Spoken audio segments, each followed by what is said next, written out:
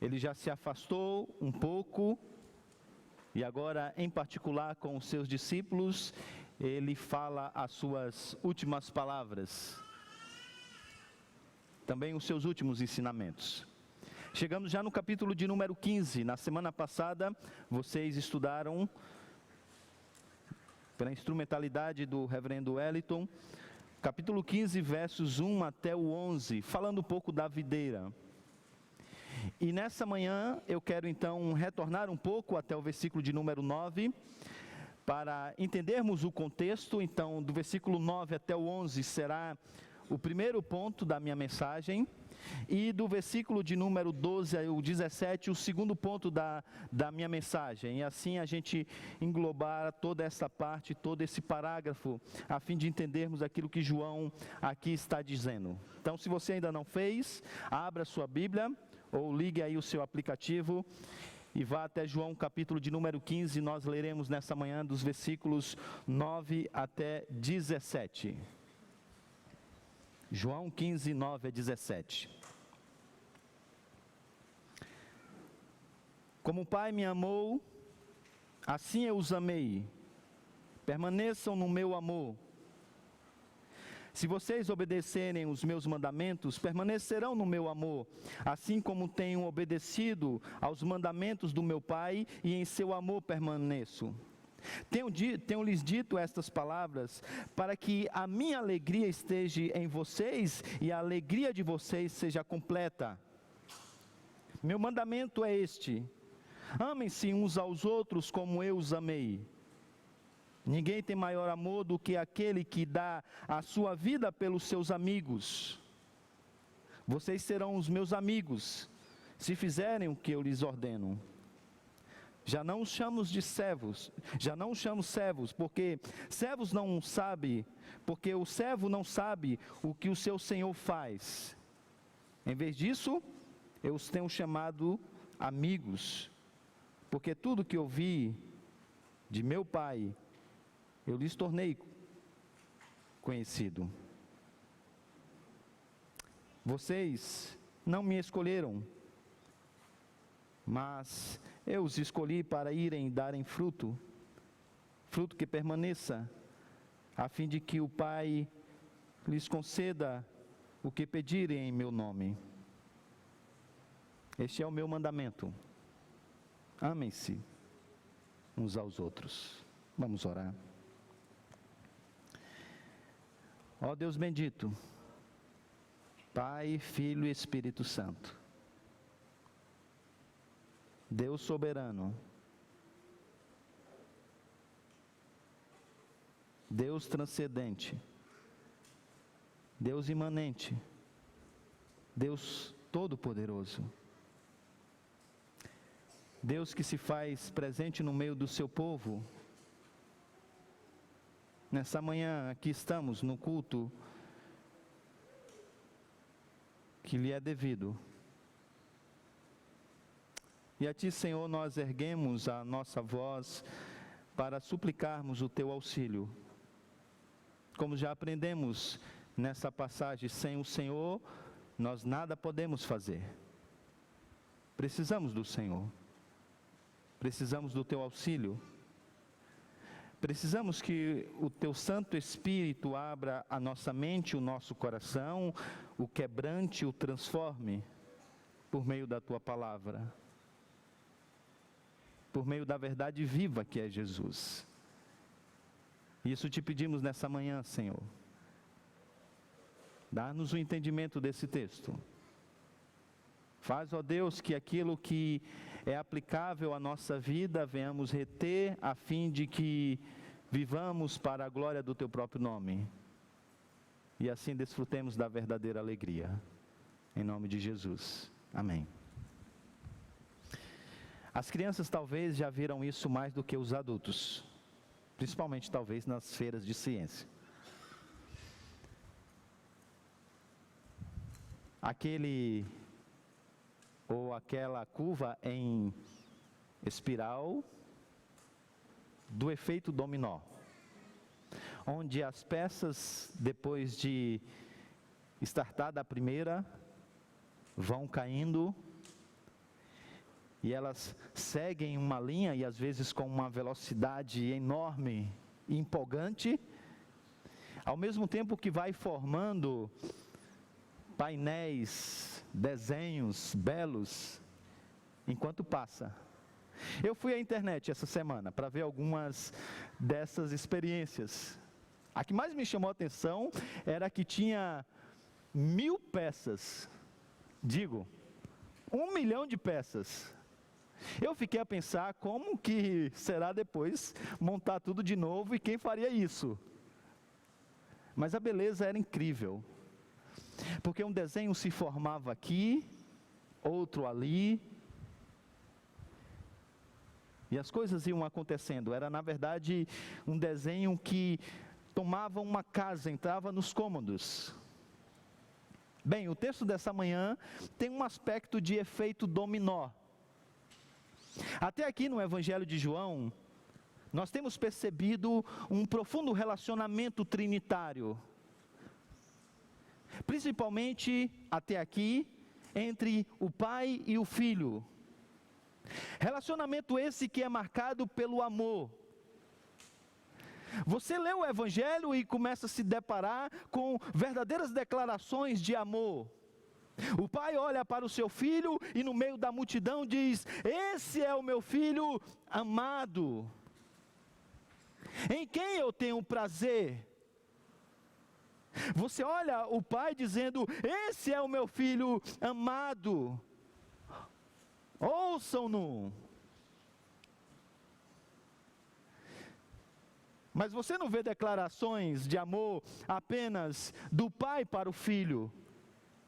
Você também percebe através das palavras e das obras um amor ou uma resposta de amor do filho para o pai. É o filho o tempo todo expressando, declarando o seu amor para com o seu pai. É verdade que esse amor, ele já existia. Ele é fruto do relacionamento trinitário, como eu disse. Mas agora para nós ficou um pouco mais claro de percebê-lo, de vê-lo. E a gente vê então esse amor borbulhando. Só que disse o apóstolo Paulo que esse amor que já estava presente na sua perfeição, na sua profundidade, no relacionamento trinitário, esse amor ele é derramado nos nossos corações. Agora nós também somos encharcados por esse amor, inundados por esse amor.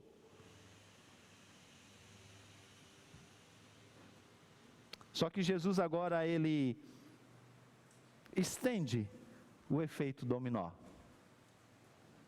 Porque ele disse que esse amor presente na Trindade, no relacionamento trinitário, agora é através da obra de Cristo, derramado nos nossos corações. No entanto, ele agora não fica na individualidade do nosso ser. Ele também transborda para o contexto comunitário. Por isso ele vai dizer: assim como eu amo o Pai e o Pai me ama, agora eu amo vocês. E agora vocês precisam amar uns aos outros como eu os amei. Então perceba o efeito dominó. O Pai ama o Filho e o Filho ama o Pai. E agora o Filho ama os seus discípulos e os seus discípulos precisam amar o Filho. E agora nós devemos amar uns aos outros no mesmo padrão que fomos amados por Jesus, que por sua vez é amado pelo Pai. Então é sobre isso que o texto diz. Esse amor trinitário derramado nos nossos corações, que agora transborda para a comunidade, para a igreja. Então, nessa manhã, vamos ver isso em 2 pontos. O primeiro, vamos ver o relacionamento de Jesus, como que o relacionamento de Jesus conosco deve refletir o relacionamento do Pai com Ele. Em um segundo movimento, veremos como o relacionamento dos discípulos uns com os outros agora também deve refletir o relacionamento de Jesus conosco. Perceba que eu usei o verbo deve, e não é. E eu sei que carrega com isso uma sombra de dúvida, e ela é proposital. E não é porque Jesus Cristo tenha falhado na maneira de nos amar como o Pai o amou. Nós sabemos que não. Mas é que a nossa resposta, tanto para com Ele e para com o nosso próximo, não é a resposta de acordo com o seu padrão. Por isso nós precisamos crescer e queremos crescer. Então vamos ver essas 2 coisas. A primeira delas está então aí nos versos 9 a 11.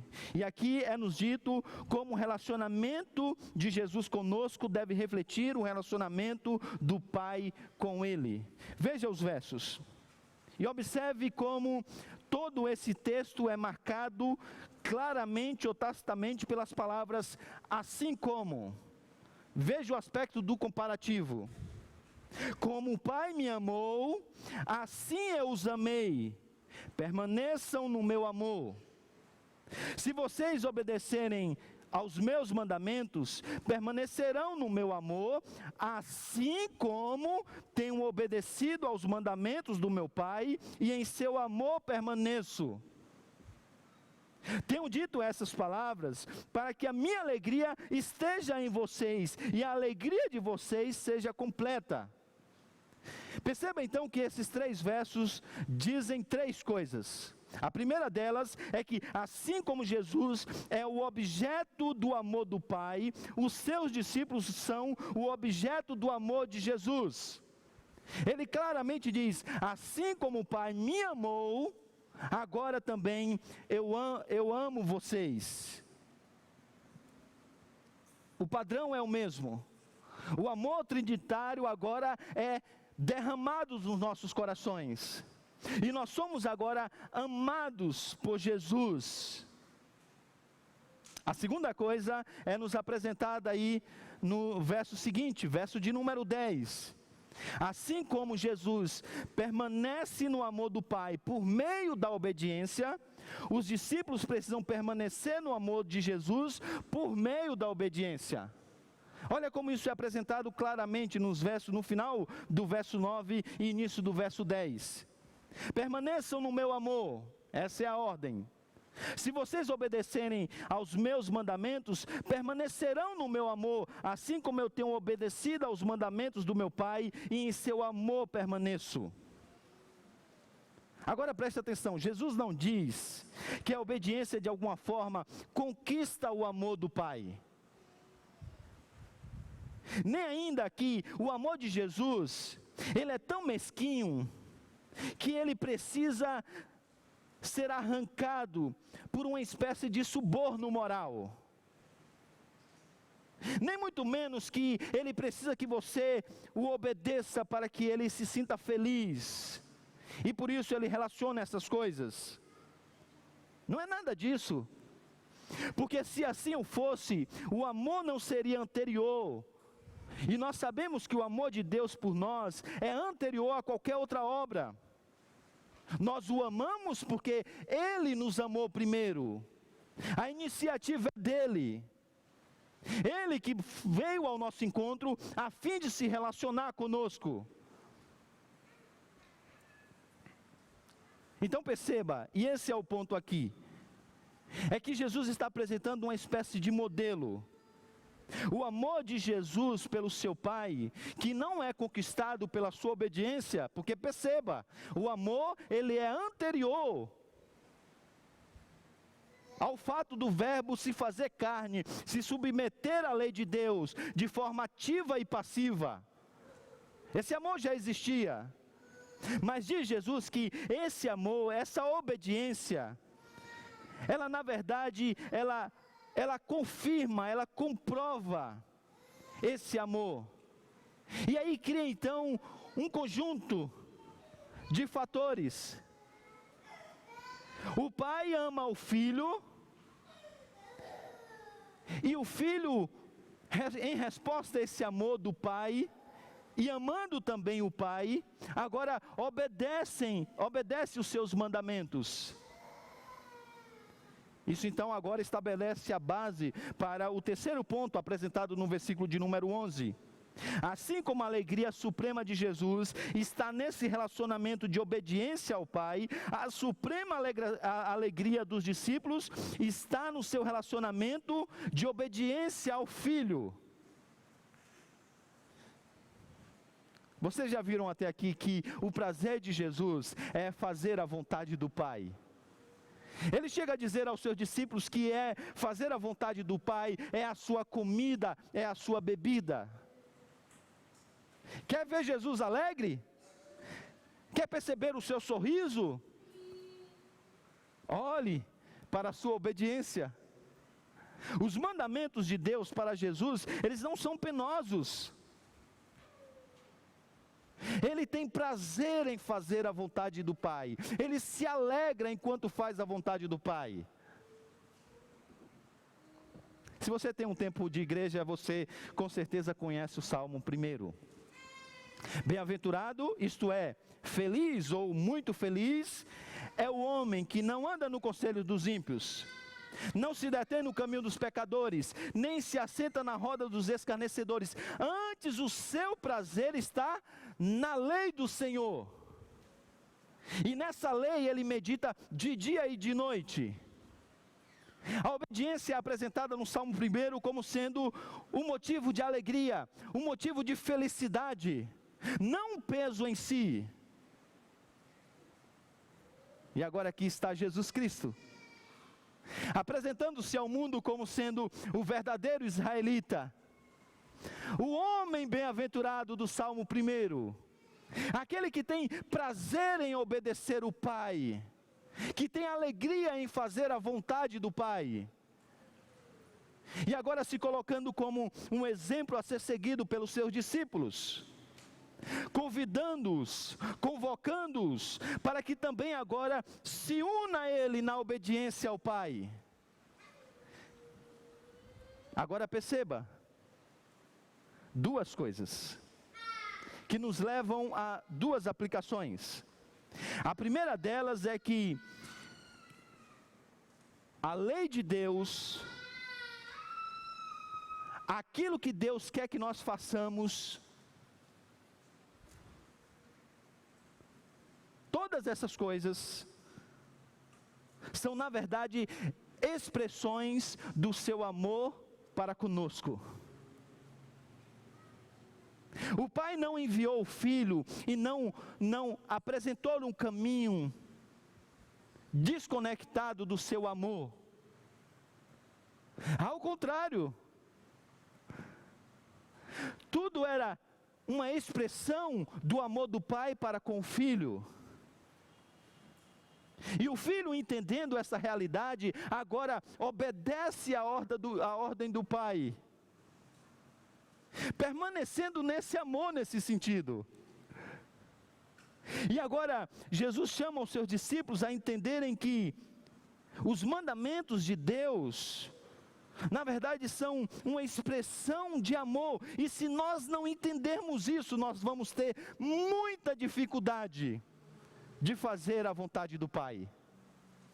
Enquanto você não entender que tudo que Deus estruturou no mundo criado, na vida da própria igreja, para a sua própria vida, é fruto do seu amor e para o seu bem-estar, você nunca vai obedecer com prazer.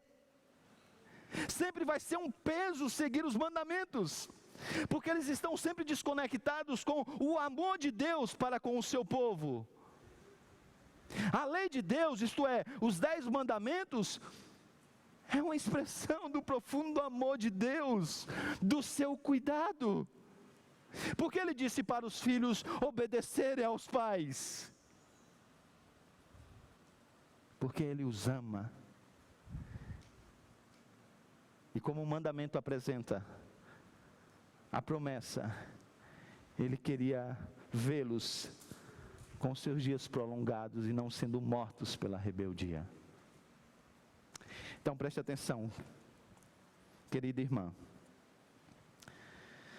Se você não vê a ordem de Jesus para que você auxilie, não governe, o seu marido em submissão, para que você auxilie o seu marido em submissão à liderança dele, como expressão do seu amor, do amor de Deus por você, você não vai ter prazer em obedecer. E pior, você vai se tornar uma concorrente cruel e acabará por perder para o cansaço de tentar ser homem. Vai ser pesado. Querido irmão, se você não vê a ordem de Jesus para que você ame a sua mulher, assim como Cristo amou a igreja e se entregou por ela, como uma expressão do amor de Deus por você, você não vai ter prazer em obedecê-lo.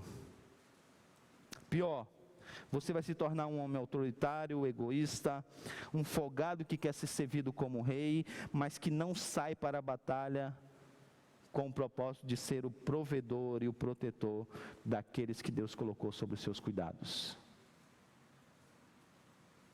Vai ser aquela coisa, eu tenho que fazer porque o pastor mandou. Esse negócio, né? Se brincar o conselho de disciplina. Querido filho, se você não entender que quando Deus diz que você tem que obedecer os seus pais, se você não entender que isso é uma expressão do seu amor, você vai ter dificuldade de ter essa submissão. Você não vai ter prazer em obedecê-lo. Pior, você vai se tornar um rebelde cheio de ira, que sempre está se metendo em confusões por causa da sua indisciplina, e sempre namorando com a morte. Mas tem uma coisa também que os jovens precisam entender. E não apenas jovens, na verdade todos nós, adultos também. Foi Jonathan Edwards que disse que, e primeiro ensinou, que a felicidade da criatura consiste em regozijar-se em Deus, através de quem Deus também é magnificado e exaltado. É daqui que vem a grande tese do John Piper: Deus é mais glorificado em nós, quando nós nos satisfazemos nele. A primeira pergunta do breve catecismo trata sobre isso, então os meus alunos da classe de catecúmenos já estudou sobre isso, mas eu queria relembrá-los e também apresentar essa verdade a todos, porque isso que eu acabei de dizer a vocês, quer dizer que a finalidade da vida é colocada nessas duas coisas: glorificar a Deus e se alegrar nele para sempre. Vou repetir: glorificar a Deus, como diz o nosso breve catecismo, e se alegrar nele para sempre. Essas duas coisas, na verdade, têm um casamento sólido e sem crises. No entanto, a dicotomia é presente na vida de muitas pessoas. Porque de um lado existem aqueles que entendem que devem glorificar a Deus, mas que postulam essa vida para a glória de Deus desassociada da alegria. O verdadeiro discípulo é aquele que assume uma postura ascética, é aquele que abre mão e renuncia até mesmo os prazeres permitidos pelo Senhor, e agora ele não desfruta das coisas dessa terra. Esse é um título da editora Monegismo que você poderia ler se você está inclinado a essas coisas. Porque aqui a ideia é: nós só conseguimos glorificar a Deus se nós não nos alegrarmos. E aí você vai se deparar com discípulos que estão cansados, infelizes, A religião parece um peso, é a teologia do não, do legalismo. Por isso que é muito comum nessa filosofia de pensamento que aconteça algo, e daí a minha palavra para os jovens. Porque se na igreja é o ambiente onde você glorifica a Deus, mas não consegue se alegrar para sempre, e agora há um desejo no meu coração de me alegrar para sempre, de ser feliz, de aproveitar esse mundo criado por Deus, então qual é a solução? A solução é deixar a igreja. Porque aqui é possível viver para a glória de Deus, mas não é possível se alegrar. Então muitos jovens fazem como aquele jovem da parábola do filho pródigo. Pai, eu quero romper com os seus mandamentos, com as suas leis.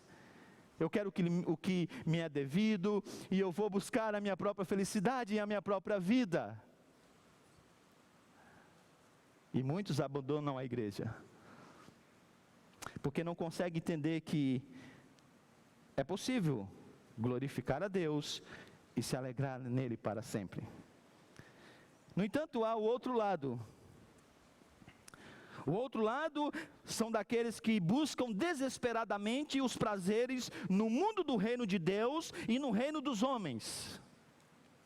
O objetivo aqui é alegrar-se para sempre. No reino de Deus eles pedem, como nós lemos em Tiago, quando não exigem, tudo que possa trazer prazer, mas não um prazer conectado à vontade e o mandamento de Deus. Por isso são adúlteros, como a Bíblia diz. Eles querem ter o prazer no mundo. Então eles exigem de Deus as suas bênçãos, o melhor dessa terra, e eles determinam.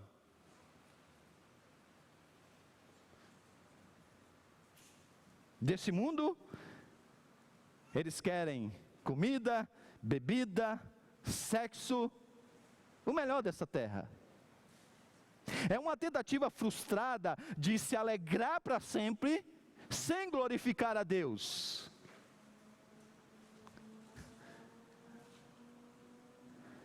Percebe que o que Jesus está dizendo é que essas duas coisas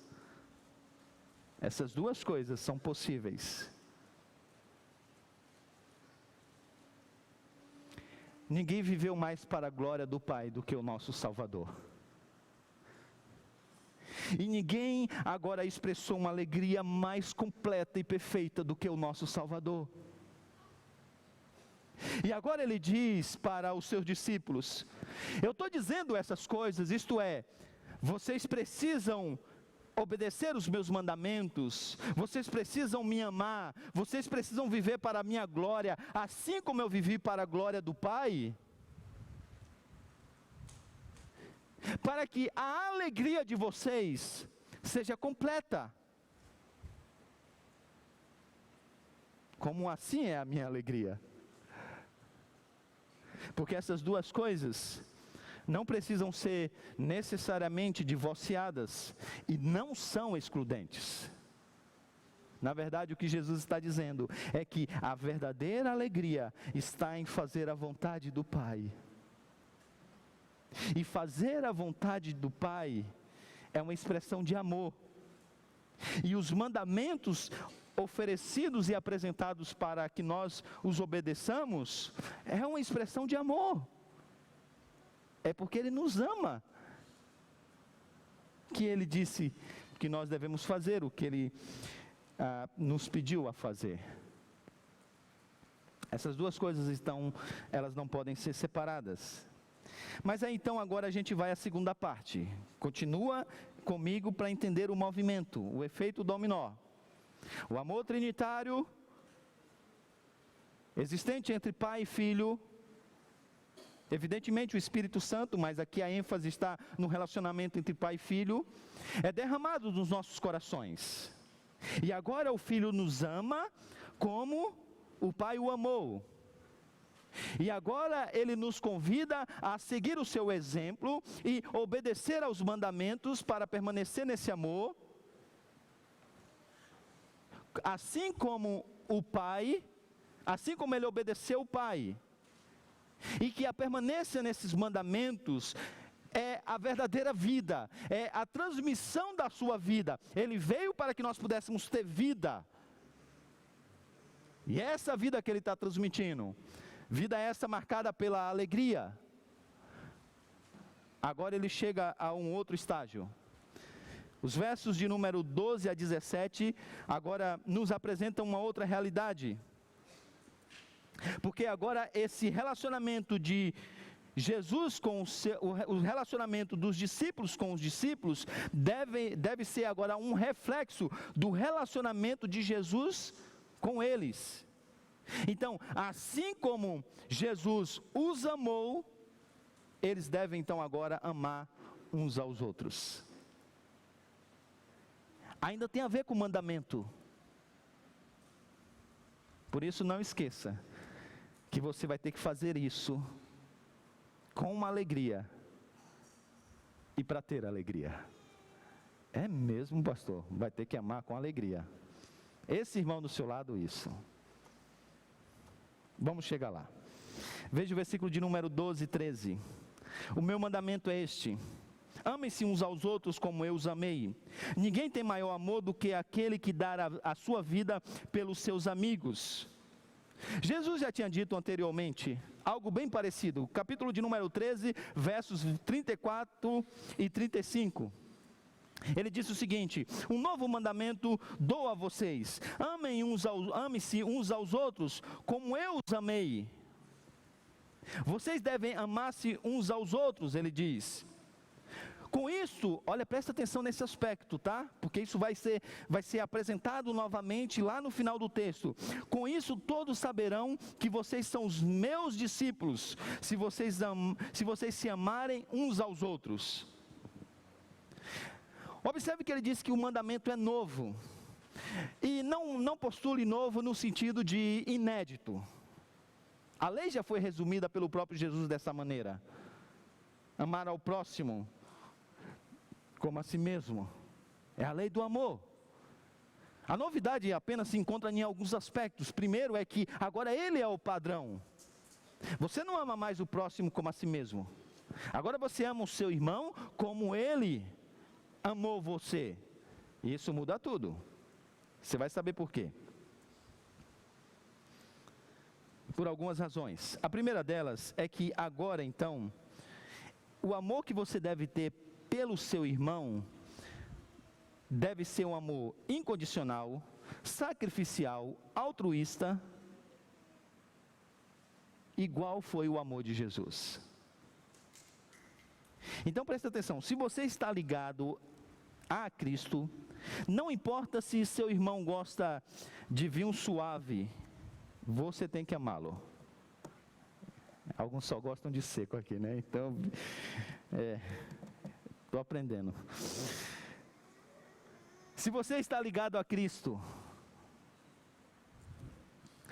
não importa se o seu irmão não gosta de comer cuscuz com você, você tem que amá-lo.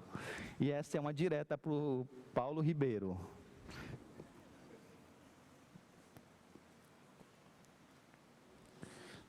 E se te oferece cuscuz paulista, você tem que comer.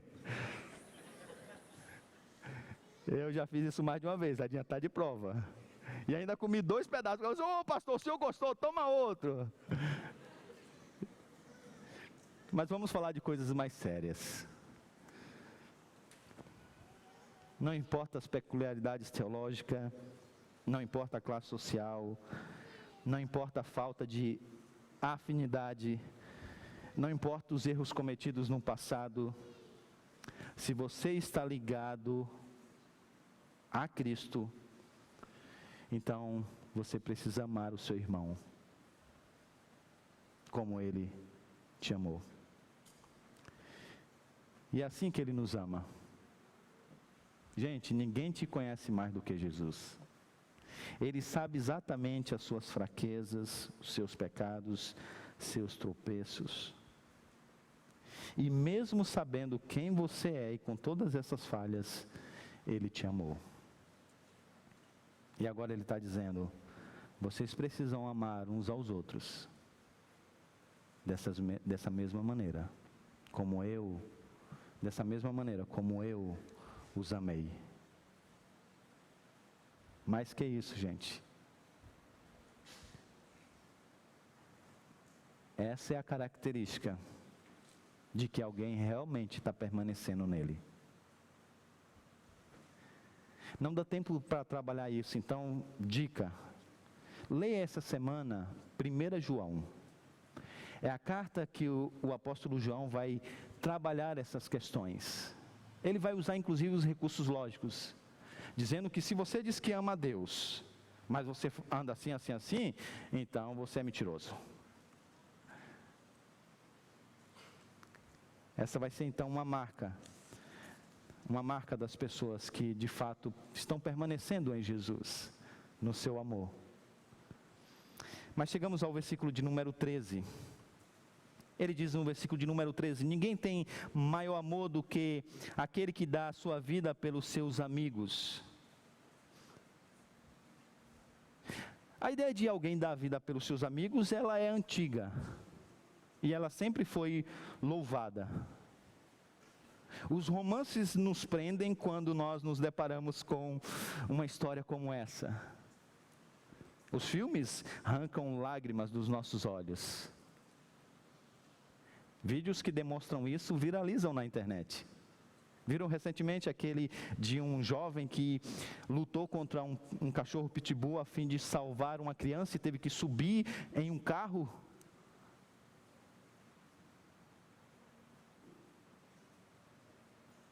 E agora Jesus está dizendo que esse ideal humano, ele também é divino.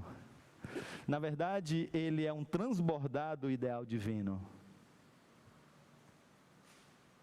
Jesus está dizendo que ele fará isso pelos seus discípulos, a fim de demonstrar e de reafirmar o aspecto do seu amor altruísta, que deve agora ser imitado pelo seu povo. Isto é, pensar mais no outro do que em si mesmo. Isso resolveria muito das nossas intrigas, não é? Lá na tua casa, as brigas são por causa do egoísmo. Na minha também. Aqui na igreja, não é diferente não. As nossas contendas, na maioria das vezes, tem a ver com os nossos desejos.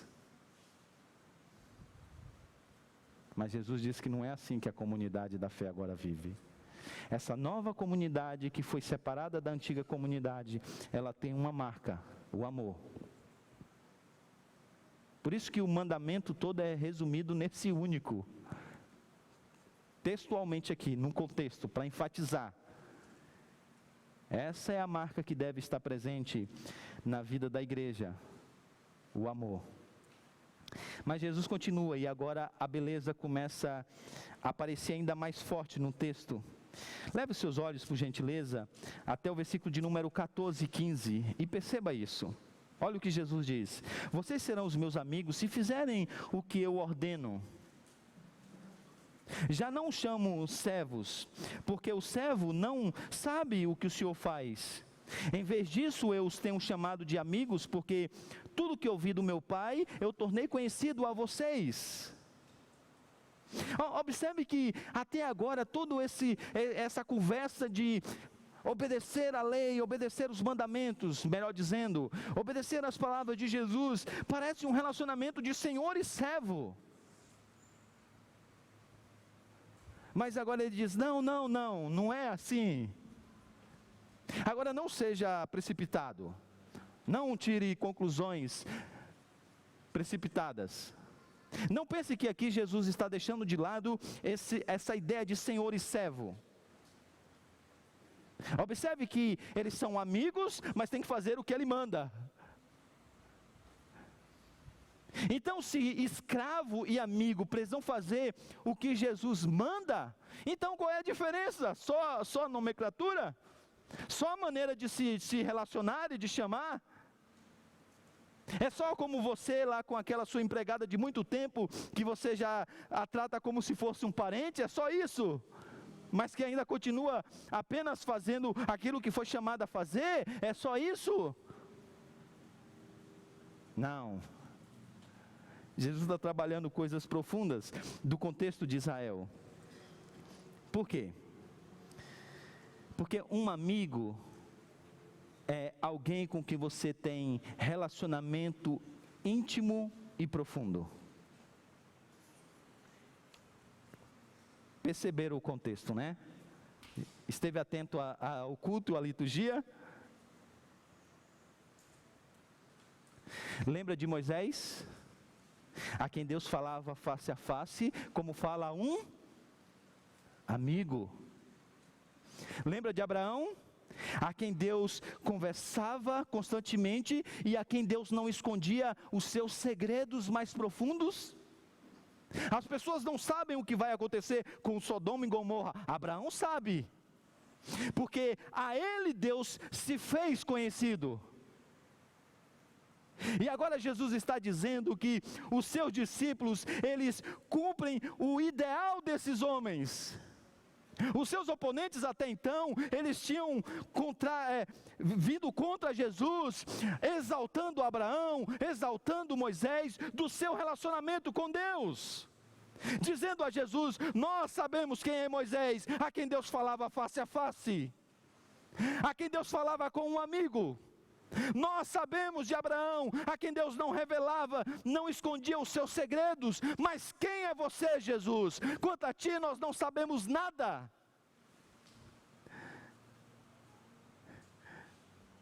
Se eles colocavam Jesus abaixo de Abraão e Moisés, agora Jesus vai além. Não é apenas ele que é superior no seu relacionamento com o Pai, quando comparado a Abraão, a Moisés. Agora em Cristo, o ideal de Moisés, o ideal de Abraão, está aberto àqueles que creem em Jesus. Basta crer para ser amigo de Deus, conhecer a sua vontade, o seu plano salvífico, o seu plano redentor. E é isso que Jesus está dizendo. Jesus está dizendo: vocês são os meus amigos, porque a vocês eu posso agora revelar o Pai, a vontade do Pai. De vocês eu não escondo nada. É evidente que a aplicação teológica aqui é que em Jesus nós não precisamos de mais nada. Se você quer conhecer ao Pai, veja Jesus, ele disse. Mas muito mais do que essa revelação completa, no contexto aqui a ideia é de proximidade. Sabe, irmãos, eu e você, por causa de Cristo, a gente tem acesso a revelações que os nossos irmãos do passado não tiveram o privilégio de ter. 2 apenas foram chamados amigos de Deus: Abraão e Moisés, exaltados pelo povo por isso. Agora Jesus está dizendo: o véu se rasgou. E eu posso contar a vocês todas essas coisas. Vocês são os meus amigos, e agora nós estamos juntos, inundados nesse relacionamento marcado pelo amor. Consegue então perceber o efeito dominó? Na eternidade, há um amor profundo e um conhecimento profundo entre as pessoas da Trindade. Esse amor é derramado no nosso coração em certa medida, e juntamente com ele o conhecimento de Deus. Evidentemente que não é exaustivo como Cristo tem, mas podemos conhecê-lo e desfrutar do seu amor. Esse amor encharca as nossas vidas. Esse conhecimento abre as nossas mentes. E esse amor agora também é derramado nos nossos corações, nas nossas vidas. E para que você agora não se soberbeça e diga assim: eu estou entendendo o Evangelho, estou conectado a Cristo.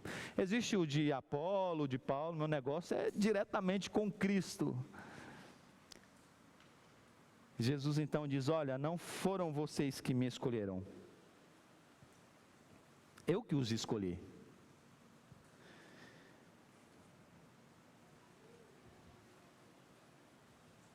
Se você conhece o método de educação do passado, você sabe que se você quer aprender alguma coisa, você faz o quê? Não tem escola, procura um mestre. Vai até um mestre, um especialista naquele assunto. Jesus está invertendo essas coisas, porque agora é Ele que escolhe os seus discípulos. As multidões até querem segui-lo. Olha, eu ouvi dizer que tem um mestre ali, que sabe dessas coisas, que revela essas outras coisas, e que inclusive é poderoso. Pode seguir, mas não vai entender nada. Aqui está o grupo a quem Jesus escolheu. É Ele que agora inicia a sua própria comunidade. As coisas estão tomando rumos invertidos. E eu escolhi vocês, e porque eu escolhi vocês, Jesus diz: agora tudo que vocês pedirem em meu nome, vocês vão receber. Vocês já ouviram isso antes. No primeiro momento tinha a ver com consolo. Gente, eu estou indo embora, os discípulos estão preocupados. Fique tranquilo, precisou de alguma coisa, me ligue. Vai para o quarto, dobre os joelhos e fale comigo. Esse é o ponto lá na primeira menção disso. Essa oração que deveria ser, como já vimos, de acordo com a vontade do Pai, não de acordo com os nossos desejos, como vimos em Tiago. Mas aqui, além desses aspectos, tem um aspecto novo nessa curva de espiral. É porque vocês não vão conseguir fazer essas coisas, gente, sem mim. Sem mim vocês nada podem fazer. Vocês vão ter que continuar falando comigo. Viram que eu comecei essa mensagem orando para que o nosso entendimento fosse aberto para entender? Porque sem Jesus, nós não podemos fazer nada. Vamos continuar orando para ter que orar para que as coisas possam acontecer. E ele termina: este é o meu mandamento. Este é o meu mandamento. Ame-se uns aos outros. Esse apelo e essa referência final, depois dele já ter dito isso várias vezes, de várias maneiras, não é por acaso no texto aqui. Domingo que vem eu espero que você volte para a continuação dessa série, e você vai perceber que no domingo que vem, o que será demonstrado é o ódio que é presente no mundo. O contraste vai ser estabelecido. Ódio no mundo, amor na comunidade. Por isso que Jesus disse, no texto que nós já lemos do capítulo 13, o mundo conheceria quem é Jesus e o que ele fez, através dessa marca tão profunda que seria o amor. Enquanto o mundo está se pegando e se odiando, qual é a marca da vida da igreja? O amor. Eu falei errado. Eu precisava usar aquele verbo que eu usei no início, né? Então vou usar de novo. Enquanto o ódio está no mundo, qual é a marca que deve estar na igreja? O amor. O verbo aqui, expressando essa ideia de dúvida, é proposital. Porque essa não é uma marca no nosso meio, gente.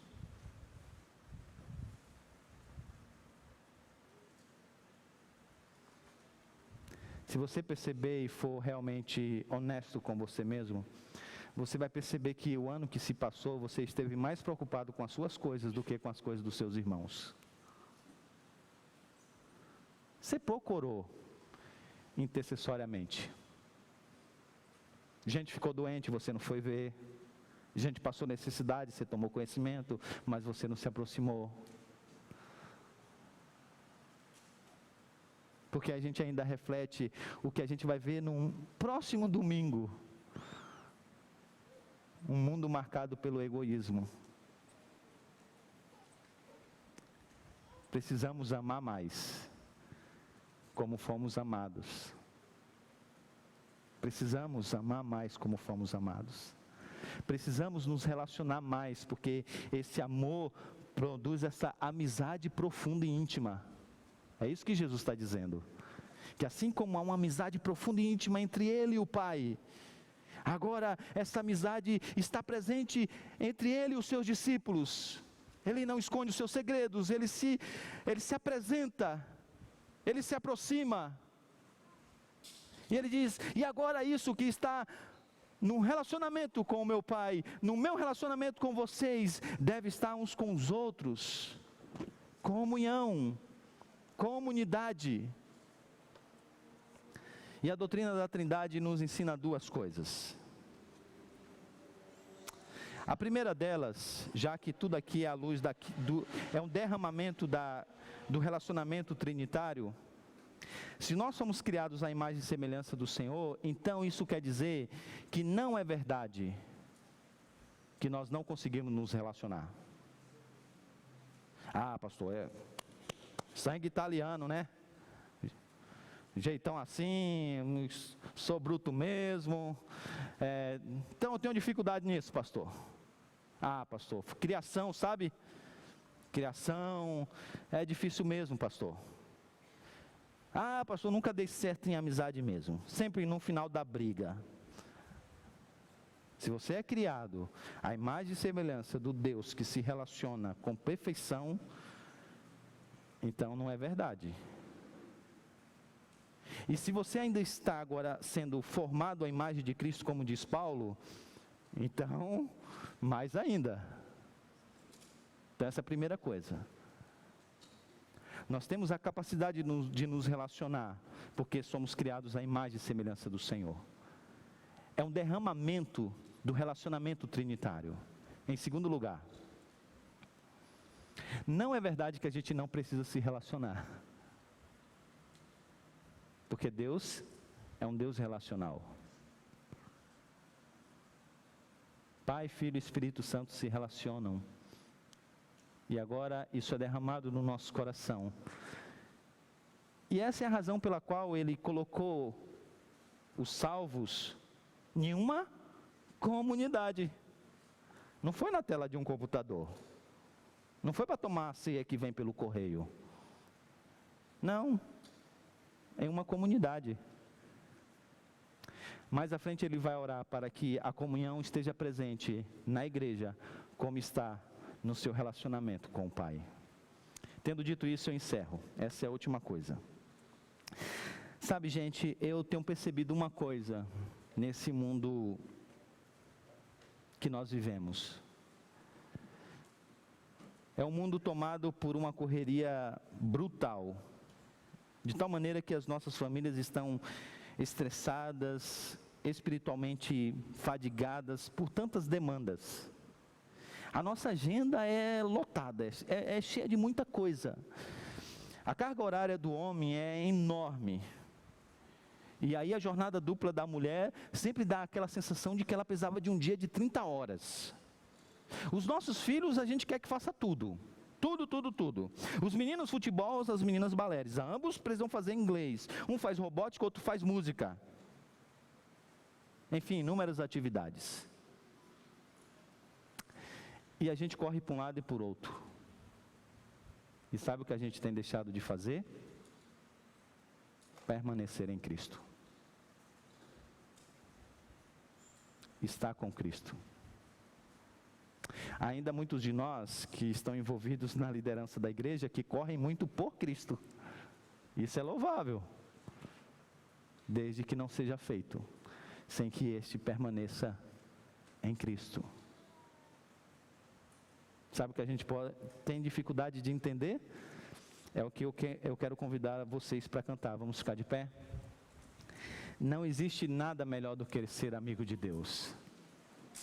Nada, nada, nada. Por isso, a gente precisa ter tempo para essa amizade. O prazer de Cristo era estar com o seu Pai, era ter comunhão com Ele. E agora ele diz que o prazer dos discípulos deve estar em ter comunhão com Ele. Como verdadeiro israelita, ele é aquele que tem prazer na lei do Senhor, em obedecer ao Senhor e em estar com o Senhor. E agora ele nos chama também a imitá-lo, como sendo, seguindo o seu exemplo, e agora termos prazer de estar com Ele. Estar com Jesus, permanecer em Jesus, viver com Jesus. Vamos cantar esse cântico.